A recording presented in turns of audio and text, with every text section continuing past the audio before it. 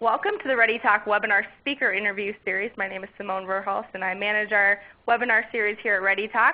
Basically, we want to just give you a few brief takeaways of what you can expect to learn at one of our upcoming webinars events on February 28th at 2 o'clock Eastern, 11 o'clock Pacific. Today I am joined by Wayne Turmel, President of GreatWebMeetings.com, and Wayne will be presenting on why webinars are so 2008 and how they've changed in 3 years, what's working and probably what's not working. So good afternoon, Wayne. How are you doing today? I am great and really excited to be joining you and the ReadyTalk audience for this talk. This will be fun. Definitely. So Wayne, if we were to give our prospective audience an elevator pitch on why they should attend this webinar on the 28th, can you give us just a brief breakdown of what they can expect to learn in the webinar? Well, if I were to shamelessly self-promote this webinar, and I'm not saying I'm not, here's what we'd learn. We really are focusing on how webinars have changed in the last 3 or 4 years, and we're going to look at a number of things. We're going to look at some trends and research about how companies are using webinars as part of their marketing. They're really more than simply lead generation tools now, and even those that are being used for lead generation are being used in some new and exciting ways. Very often we think of webinars as kind of a high-tech thing. Software companies are a natural thing to think of, but even low-tech companies are using them, and we have some great examples of those that we'll share. And we'll talk about why this is really too important to be left to the interns. And not that I don't love interns, and I hope we get lots of them on the call, but in fact, these are really a crucial part of a company's marketing strategy.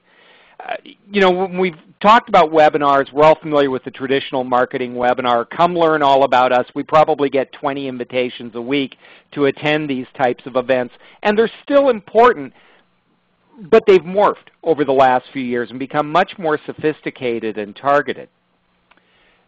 A lot of companies now are using it to establish their expertise. They're actually moving into the learn about the industry from us rather than just be shamelessly self-promoting. And that is a really viable marketing approach. They're using it for training and building long-term relationship, not just with their employees, with their customers, with their channel partners, with the people who sell their product. Some really cool examples of that.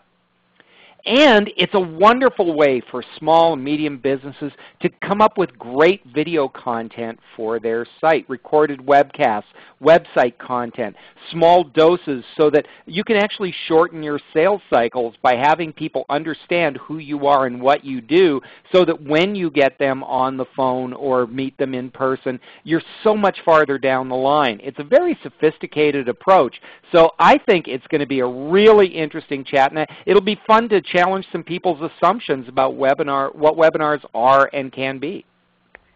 So I've got a question for you here. With some of these changes that you mentioned, what do you see as kind of being the biggest one that has changed? And obviously we're going to save the in-depth answer for the 28th because we want everybody to register and come, but can you give us a little snippet there? Well, I think that the biggest change that's happened is these should no longer be a mystery. 60% of companies now have webinar events as part of their marketing plan to one degree or another. That's some of the research that we'll look at. And so there are best practices. There are things that people have learned. If you're just starting, you can avoid making those mistakes. And they've become much more sophisticated. So if you haven't examined your strategy of late, maybe it's time to take a second look at what you're doing.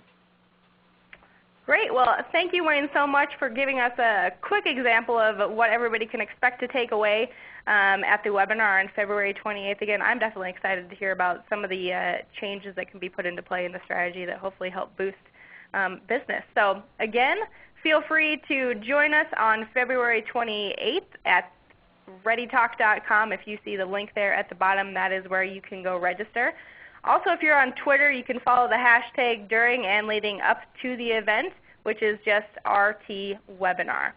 Thanks again for listening. We hope you can join us. If you can't, be sure to check back to our YouTube channel after the 28th for the recording link to this webinar. Thanks, everybody, and have a great afternoon.